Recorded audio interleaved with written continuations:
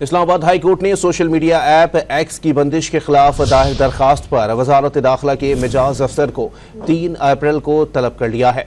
मजीद जानते हैं don news के नुमाइंदे उमर बढ़नी से। जी उमर, अपडेट कीजिएगा।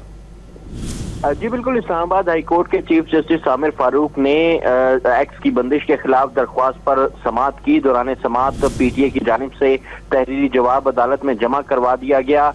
पीटीए के वकील ने एक लिफाफे में बंद एक लेटर भी अदालत के सामने पेश करते हुए बताया कि ये खत जो है सिर्फ अदालत के देखने के लिए है। अदालत ने लेटर पढ़ने के बाद रिमार्क्स दिए कि इसमें तो कुछ भी नहीं है। अदालत ने पीटीए के वकील को जो है वो हिदायत की कि ये लेटर दरख्वास्त गुजार के वकील को भी दिखा दें। दरख्वास्त गुजार वकील ने कहा कि ये लेटर जो है वो पहले से सोशल मीडिया पर मौजूद है।